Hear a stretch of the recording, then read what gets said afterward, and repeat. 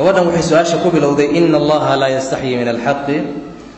waxay tiri waxaa i qaba nin jinni ah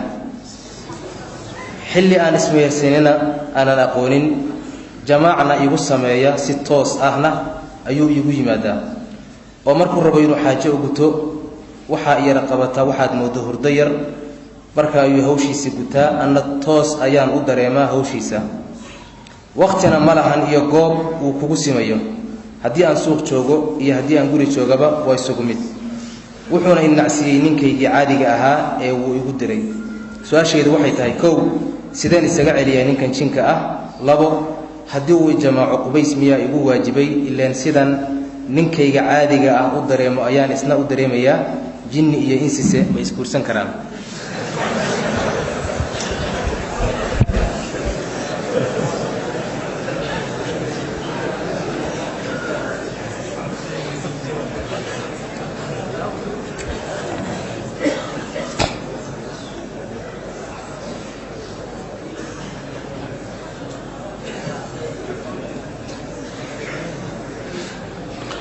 بسم الله الرحمن الرحيم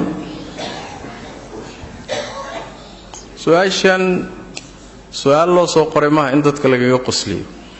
laakiin waa xaqiiqo jirta culimaduna way ka hadleen waxyaradan si kooban uga jawaabo horta way suroobi kartaa sida culimada badani qabaan in uu jinka iyo insigu isu galmoodaan oo hadda gabadh way waxa hadlaysa laakiin rag waxa jira iyaguna naaga jin ah u galmooda iyaguna way jiraan qisooyin aniga soo maray baaba ka mid oo nin rag yimid oo yiri waxaan hayst waan xaqiiqo jirta waay marka ragga jinsiga labada jinka iyo insigu horta ma isu galmoon karaan ma suurtagal ma tahay culimo badan waxay qabaan quraankayba weelaka wax ka helheleeno waxay u daliishanayaan aayadii quraankay fi suurati ku jirtay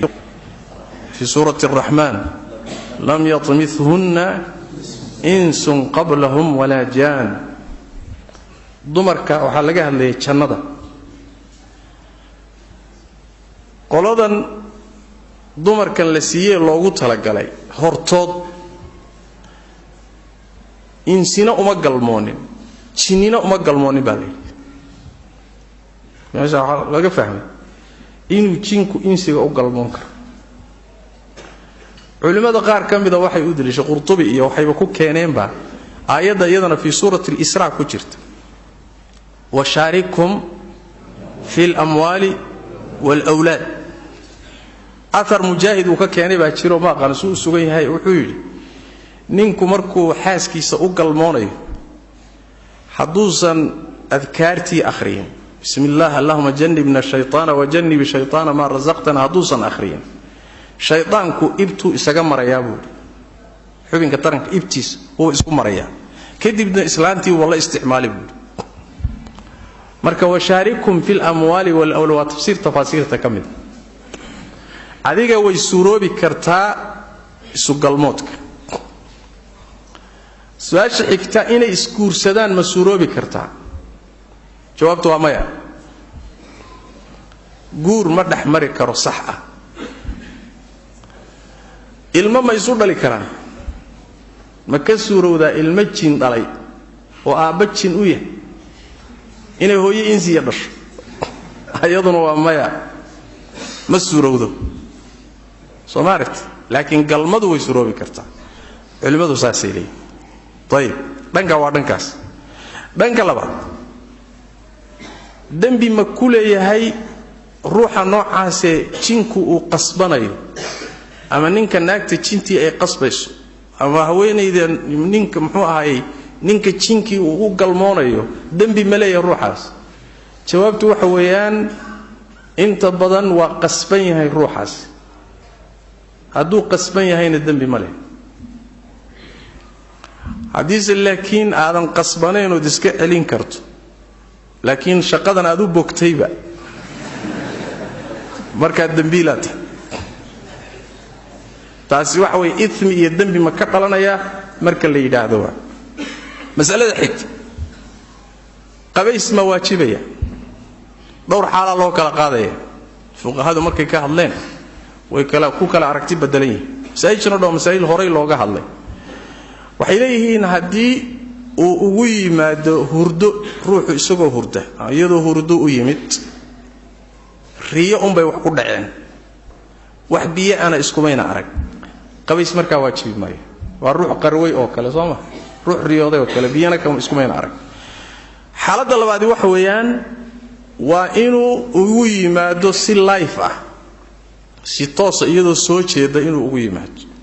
ruux bini aadanana isu soo ekaysiyo nin caadi iska soo dhigo xaaladda iyada ah waxay la mid tahay iyadoo ruux bini aadana u galmooday oo kale ama biyaha yimaadeen ama yeesan iimaanina way qabaysan xaalad saddexaad waa soo hadhay inuu si toosoo soo jeed oo life ugu yimaado laakiin aysan arkin balaayo baa ka shaqeynaysa laakiin ma aragto way dhici kartaa waa xaalad kale way laakiin way soo jeedaa xaaladda iyada hadday biyo yimaadaan waa qabays haddaynan imaanin way isku khilaafsan yihiin culimo badan waxay qabaan ha qabaysato qaarna waxay leeyihiin war meesha wax la arkahayaba hawl ma qabanina biyana ma imaanin see loo qabaysana qaar baa dooda qaba mas'aladaasi marka meelahaas ay mari fuqahaduna saas siyaabaha kala gedisan bay uga hadleen ama see la isaga celin karaa waxaad u baahan tahay in aad barato qaabka shayaadiinta la isaga celiyo sooma afkaar farabadan quraan ku soo aroortay qaabab kala gedisan xadiista nabiga ku timi sallallahu alayhi wasallam wa imma yanzaghannaka min ash-shaytani nazghun fasta'id billah ilaahay inaad ku cararto adkaarta markaad seexanayso markaad muxuu ahaay soo toosto xilli walba waxay leedahay adkaar shayaadiinta la isaga celiyaa jirta iyo muxuu ahaay ducooyin inaad ku waabadsato ilaahayna ku cararto tabaaraka wa tacaala taas ayaad isaga celin kartaa ama haddii ilaahay kaa qabto tabaaraka wa tacaala aad muxuu ahaay kaga fayoobaan kartaa wabillahi tawfiiq